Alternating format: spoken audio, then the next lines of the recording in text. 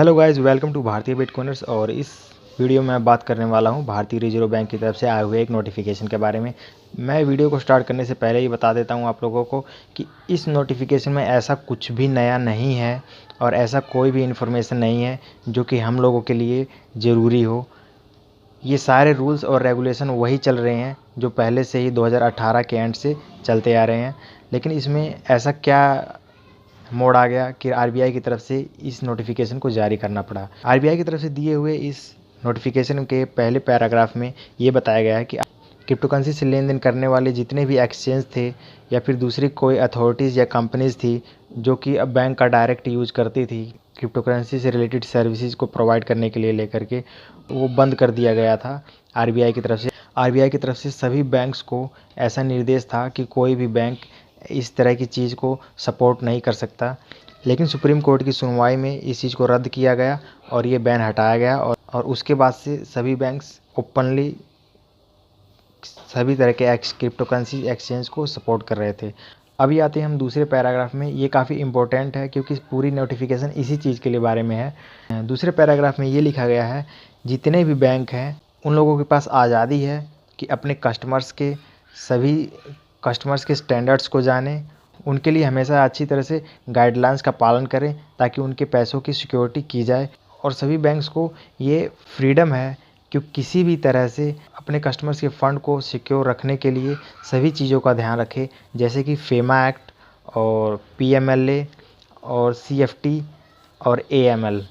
अब इस चीज़ को मैं थोड़ा सा समझाता हूँ। जैसे कि मनी लॉन्ड्रिंग हो गया। मनी लॉन्ड्रिंग यानी कि पैसे के लेन देन को इलीगल तरीके से पैसे का लेन देन करवाना, जहाँ पर गवर्नमेंट अथॉरिटीज़ का कोई भी इन्वॉल्वमेंट ना हो, तो या यूँ कहें कि हम पैसे का इस तरीके से लेन देन हो जहाँ पर टैक्स जैसी चीज़ें इन्वॉल्व भी ना हो। दूसरी और जो मेन चीज़ है वो फेमा है। फेमा का मतलब ये होता है कि फॉरेन एक्सचेंज मैनेजमेंट एक्ट। इसके अंदर क्या होता है कि जैसे कि हम एक देश से दूसरे देश के अंदर पैसे का लेन देन करते हैं, उस चीज़ के अंदर सबसे बड़ी प्रॉब्लम ये आती है कि एक देश की करेंसी और दूसरी देश की करेंसी के बीच में जो लेन देन होता है वहाँ पर काफ़ी बड़ा एक परसेंटेज अमाउंट गवर्नमेंट एंटिटीज़ को देना पड़ता है और वहीं बैंक वाले भी उसी के बीच में कमीशन खाते हैं। और ये एक तरह से वैलिड रूल भी है ताकि एक देश से पैसा दूसरे देश में जाने के लिए लोग जल्दी तैयार ना हो। और ये एक तरह से हम ये भी कह सकते हैं कि ये फेमा जो एक्ट है वो एक तरह से, जो फेमा का रूल है वो एक तरह से बाउंडेशन है किसी भी कंट्री के लिए कि ताकि एक देश का पैसा दूसरे देश में जल्दी ना जाए।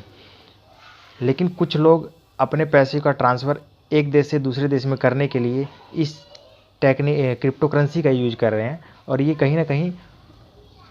बैंक्स की नज़र में गलत भी है, क्योंकि उस चीज़ को हम ओपनली नहीं देख सकते कि एक्चुअल में क्या ज़रूरत है उस पैसे के लेन देन के लिए। कहीं ऐसा तो नहीं है उस पैसे का गलत यूज हो रहा है, क्योंकि इस दुनिया में हर एक तरह के लोग हैं, जहाँ पर एक गलत लोग भी हैं, सही लोग भी हैं, वहीं वो लोग भी हैं जो क्रिप्टोकरेंसी का यूज करके टैक्स भी फिल करते हैं और वहीं पर वे लोग भी हैं जो क्रिप्टोकरेंसी का यूज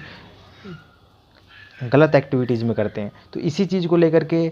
आरबीआई की तरफ से गाइडलाइन दिया गया है कि बैंक अथॉरिटीज़ के पास ये पूरा फुल पावर है कि वो लोग अपने कस्टमर्स के स्टैंडर्ड्स को जानें और उनको अच्छे से गाइडलाइन देते रहें और समझाते रहें, ताकि ऐसा ना हो कि कहीं उनके बैंक से कस्टमर हैं अपने पैसे का लेन देन गलत तरीके से करें। तो यही सब था इस चीज़ के अंदर, इस नोटिफिकेशन के अंदर आरबीआई की तरफ से। लेकिन मैं आप लोगों को बता दूं कि आखिर ऐसी ज़रूरत क्या पड़ी इस नोटिफिकेशन को जारी करने के लिए रिजर्व बैंक ऑफ इंडिया की तरफ से। मीडिया रिपोर्ट्स की माने तो सभी तरह के एक्सचेंजेस जो कि काफ़ी ज़्यादा प्रॉब्लम फेस कर रहे थे बैंक्स की तरफ से, जो कि बैंक्स की तरफ से एक्सचेंज को सपोर्ट करने का, वो काफ़ी मेन पॉइंट है इस चीज़ के अंदर। क्योंकि पिछले 2-3 महीनों में हम देख रहे हैं कि बैंकिंग सेक्टर्स क्रिप्टोकरेंसी एक्सचेंज को सपोर्ट नहीं कर रही हैं बाय सेल के लिए, किसी भी तरह की सर्विसेज को प्रोवाइड करने के लिए प्रॉपरली। तो इस चीज़ के लिए लोग ऐसा बोल रहे थे कि कहीं ना कहीं आरबीआई की तरफ से ये रिस्ट्रिक्शन लगाया गया है बैंक की तरफ से, बेशक से सुप्रीम कोर्ट की तरफ से ऑर्डर आ गया हो कि कोई भी सर्विस बैंकिंग लेन देन के लिए फ्री है, उसके ऊपर कोई भी बाउंडेशन नहीं है क्रिप्टोकरेंसी से लेन देन के लिए। लेकिन लोग ऐसे कयास लगा रहे थे कि रिजर्व बैंक ऑफ इंडिया की निगरानी में ये सब हो रहा है और रिजर्व बैंक ऑफ इंडिया के प्रेशर में आके सभी बैंक्स ये सब ऐसा कर रहे हैं। इस चीज़ को लेकर के काफ़ी लोग तैयारी में थे कि रिजर्व बैंक ऑफ इंडिया के खिलाफ एक एफआईआर दर्ज करवाई जाए या फिर सुप्रीम कोर्ट में इस चीज़ के लिए आरबीआई के अगेंस्ट आरटीआई लगाया जाए कि आखिर ऐसा रिजर्व बैंक ऑफ इंडिया क्यों कर रही है। यहाँ तक हम ये भी देख सकते हैं कि यूपीआई पेमेंट जो सिस्टम होता है उसकी अथॉरिटी है, जिसको रूल करने की जो मेन एंटिटी है वो रिजर्व बैंक ऑफ इंडिया है, और बैंक सिस्टम के लिए भी रिजर्व बैंक ऑफ इंडिया है। जो यूपीआई पेमेंट की सर्विस प्रोवाइड करती है वो अथॉरिटी फुल्ली बोल रही है ओपनली कि आप लोग किसी भी तरह का क्रिप्टो करेंसी का लेन देन करने के लिए यूपीआई सर्विस का यूज़ कर सकते हैं। इसके अपोजिट हम ये भी देख रहे थे कि ये जो बैंकिंग सेक्टर है ये डायरेक्टली क्रिप्टो करेंसी से लेन देन वाले के अगेंस्ट थे, और आई थिंक अभी भी हैं। ऐसा कुछ है नहीं कि अभी डायरेक्टली किसी भी एक्सचेंज ने ओपनली बोल दिया हो कि बैंकिंग सेक्टर्स हमारे साथ हैं इस चीज़ के लिए, क्रिप्टो करेंसी का लेन देन करने के लिए, इसमें पेमेंट सर्विस के लिए। तो इस चीज़ को देखते हुए रिजर्व बैंक ऑफ इंडिया ने सोचा कहीं ना कहीं सुप्रीम कोर्ट की तरफ से दिए हुए आदेश को अगर हम पालन नहीं कर रहे हैं तो कहीं ना कहीं हमारे खिलाफ एक्शन लिया जाएगा। तो इस चीज़ को ध्यान में रखते हुए आरबीआई ने ये नोटिफिकेशन जारी किया है ताकि बैंक्स भी अपने रूल्स का अच्छे से पालन करें और हमारे ऊपर भी कोई प्रॉब्लम ना आए। इस नोटिफिकेशन के अंदर हम ये भी देख सकते हैं, जहाँ एक तरफ रिजर्व बैंक ऑफ इंडिया की तरफ से छूट दी गई है, दूसरी तरफ रिजर्व बैंक ऑफ इंडिया से ये भी कहा जा रहा है, रिजर्व बैंक ऑफ इंडिया इस चीज़ को लेकर भी बैंक को सपोर्ट कर रही है कि वो अपने कस्टमर्स को इस चीज़ के लिए गाइडलाइन दे, बार बार इस चीज़ के लिए नोटिफिकेशन देती रहे, या फिर इन चीज़ों के लिए गौर करने के लिए उनके ऊपर छोटे छोटे बाउंडेशंस, कहीं ना कहीं इनडायरेक्टली बाउंडेशन लगाने की बात कर रखी है। तो ऐसे में हम ये भी कह सकते हैं कि कहीं ना कहीं ये नोटिफिकेशन आरबीआई की तरफ से इसलिए है कि आरबीआई ने अपने डिफेंस में ये एक तरह से नोटिफिकेशन आउट किया है, और मुझे लगता है कहीं ना कहीं आरबीआई का कोई ना कोई कंट्रोल तो ज़रूर होगा इन सब चीज़ों के। आरबीआई का कहीं ना कहीं एक बड़ा हाथ तो ज़रूर है इन बैंक्स को इस तरह से रेगुलेट करने के लिए,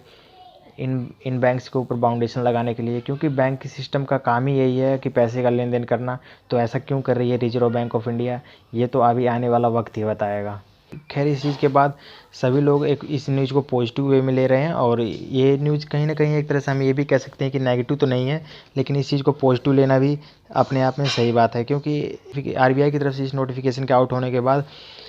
हम क्लियरली ये सब देख सकते हैं जो इंडियन एक्सचेंज के ऊपर क्रिप्टो करेंसी का लेन देन है काफ़ी ज़्यादा बढ़ा है, और इंडियन टोकन है जय वजीरेक्स पे WRX,